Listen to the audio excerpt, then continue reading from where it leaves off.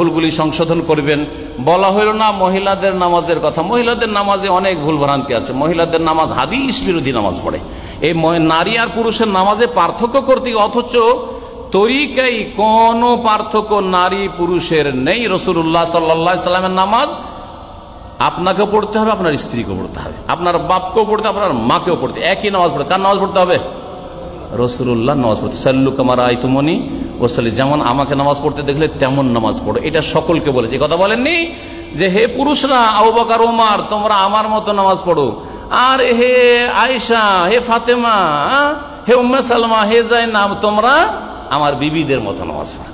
বলেছেন তোমরা ভিন্ন নামাজ পড়ো। তারপরে এত হাদিস বিরোধী নামাজ হয়। নবী সাল্লাল্লাহু আলাইহি ওয়াসাল্লাম কুকুরের মতো হাত বিছাতে নিষেধ করেছেন। এক দুটি কথা বলে শেষ করে দিচ্ছি। কুকুরের মতো হাত বিছিয়ে নামাজ পড়া কঠোর ভাবে নিষেধ করেছে। ওয়ালা ইয়াফতারিশু আহাদুকুম ইফতিরাশাল কালবে, তোমাদের কোন মানুষ যেন কুকুরের মতো হাত বিছিয়ে নামাজ না পড়ে। আর আমাদের দেশের মহিলারা অধিকাংশই কেমন নামাজ পড়ে? সেজদাতে হাতকে মাটিতে রেখে দেয়, যাতে করে মাটির সাথে জড়সড় হয়ে এবারে মাটির কাছাকাছি হয়ে সেজদাটা করতে পারে। দলিল, কোন দলিল নেই, যুক্তি। ওরা যুক্তিতে নাকি মুক্তি আছে, ওদের যুক্তিতে নাকি মুক্তি। কোরআন হাদিসে ওদের মুক্তি নেই, ওদের যুক্তিতে মুক্তি আছে। হাদিস বাদ দিয়ে, কোরআন বাদ দিয়ে, রসুলের তরিকা বাদ দিয়ে যুক্তিতে, লজিকে নাকি মুক্তি আছে। কিরকম যুক্তি? বলছে মহিলাদের পর্দা করা উচিত, আর মহিলারা যদি ওই রকম করে উঁচা করে সেজদা করে, পিঠটা উঁচা করে সেজদা করে, তো সুন্দর পর্দা হচ্ছে না। এই জন্য হাতটা বিছিয়ে দিবে কুকুরের মতো, যাতে করে একবারে মাটির সাথে গুড়িসুড়ি হয়ে সেজদাটা করবে, তো পর্দা হবে। লা হাওলা ওয়ালা কুওয়াতা ইল্লা বিল্লাহ। এইসব যুক্তি দিয়ে মুক্তি আছে? রসুলের হাদিস ছাড়া কোনো মুক্তি নেই, রাসূলুল্লাহ সাল্লাল্লাহু আলাইহি ওয়াসাল্লামের তরিকার নামাজ ছাড়া কোনো মুক্তি নেই। এইরকমই তাদের নামাজে তারা যে বসা, তাদের বৈঠক, এই বৈঠক যেটা করে তারা তাওয়াররুক, সেটা আপনিও করবেন আপনার শেষ তাশাহুদে।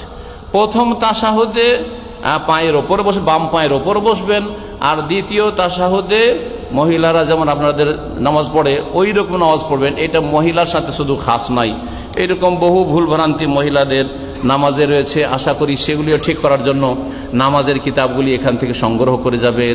নামাজের উপর বিভিন্ন আলোচনাগুলি কোরআন সুন্নাহর আলেমদের রয়েছে, সেগুলি আপনারা শুনবেন।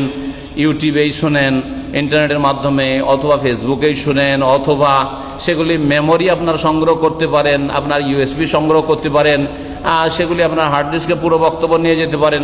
অনেক আলোচনা অনেক আলেম ওলামাদের আছে। আশা করি আপনি নিজের ভাষাতে সেগুলি শুনে হোক আর পড়ে হোক আপনার নামাজ ঠিক করবেন, আপনার স্ত্রীর নামাজ ঠিক করবেন, আপনার মা বোনের নামাজ ঠিক করবেন।